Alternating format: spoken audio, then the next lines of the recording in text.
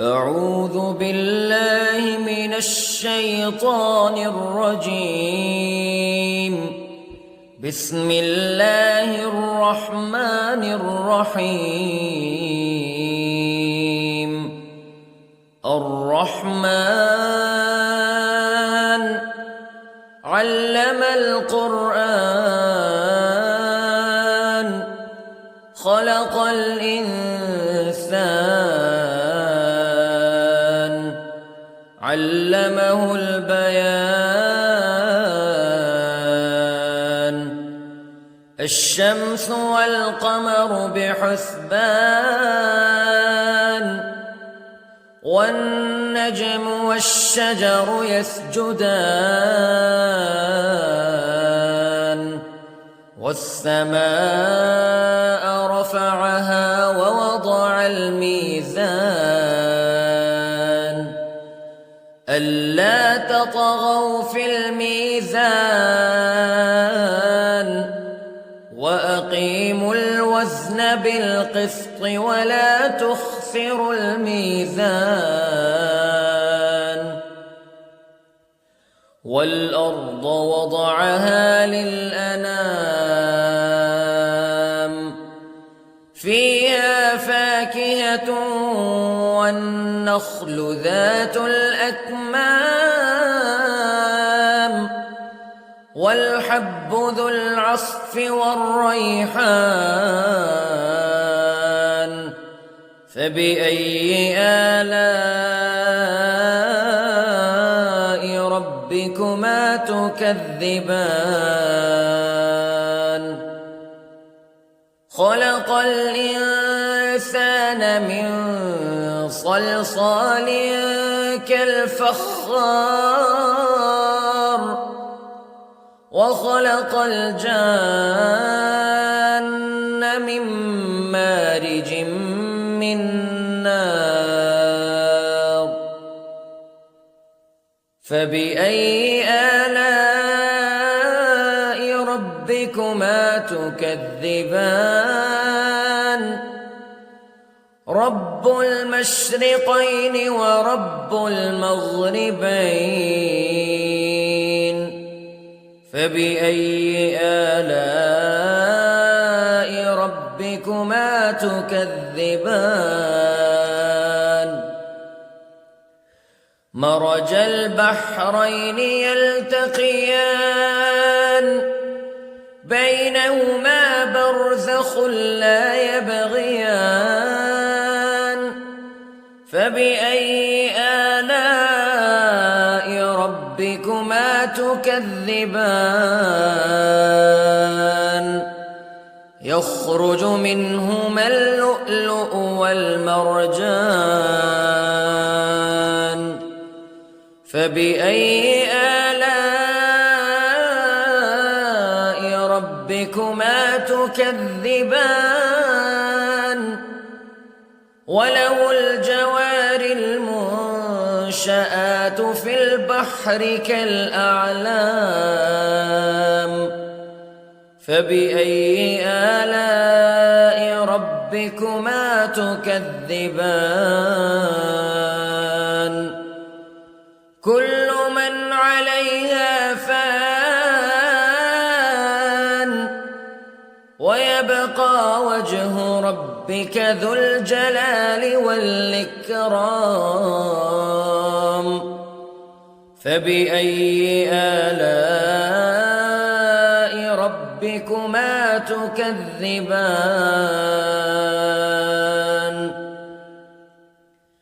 يسأله من في السماوات والأرض كل يوم هو في شأن فبأي آلاء ربكما تكذبان.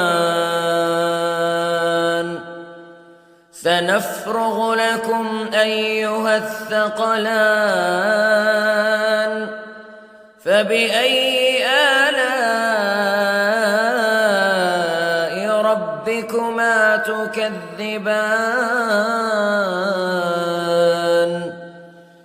يا معشر الجن والإنس استطعتم أن تنفذوا من أقطار السماوات والأرض فانفذوا لا تنفذون إلا بسلطان فبأي آلاء ربكما تكذبان يرسل عليكما شواظ من نار ونحاس فلا تنتصران فبأي آلاء ربكما تكذبان فإذا انشقت السماء فكانت وردة كالدهان فبأي آلاء ربكما تكذبان فيومئذ لا يسأل عن ذنبه إنس ولا جان فبأي آلاء ربكما تكذبان يعرف المجرمون بسيماهم فيؤخذ بالنواصي والأقدام فبأي آلاء ربكما تكذبان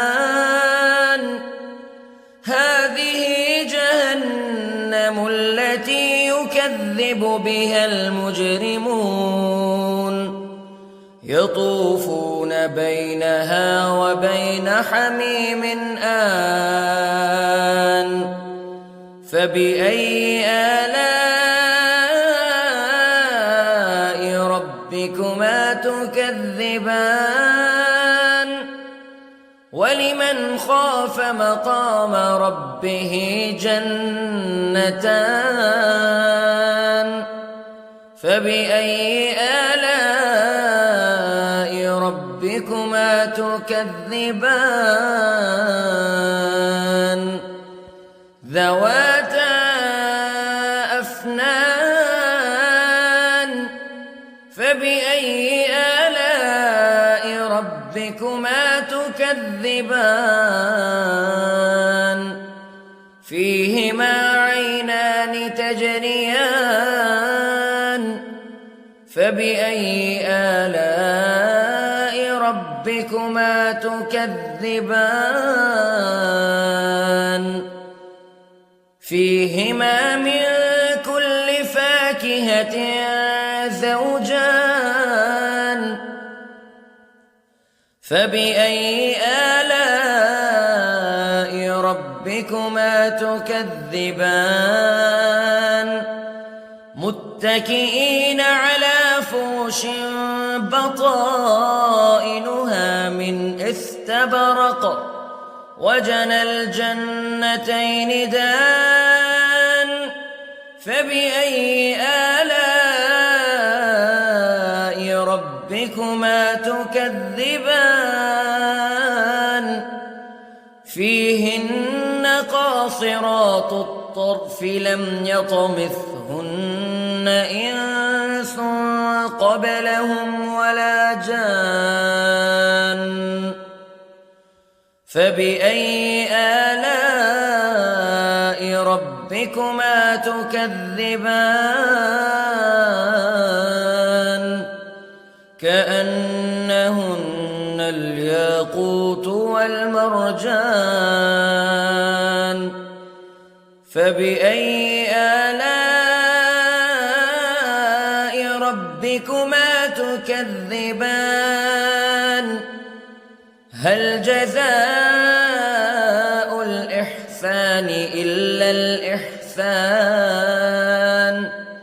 فبأي آلاء ربكما تكذبان ومن دونهما جنتان فبأي آلاء ربكما تكذبان مدهامتان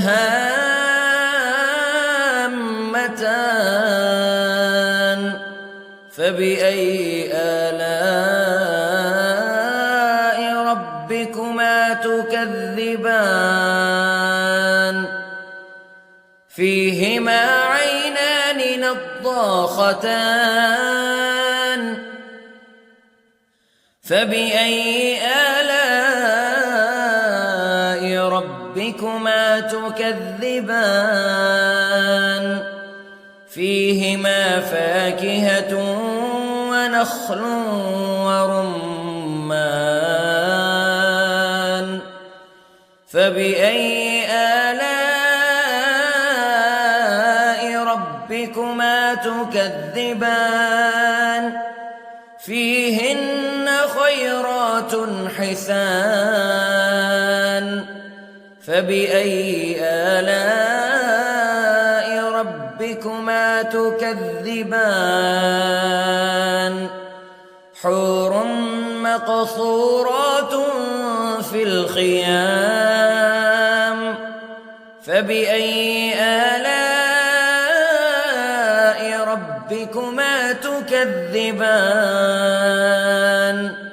لم يطمثهن إنس قبلهم ولا جان فبأي آلاء ربكما تكذبان متكئين على رفرف خضر وعبقري حسان فبأي آلاء ربكما تكذبان تبارك اسم ربك ذي الجلال والإكرام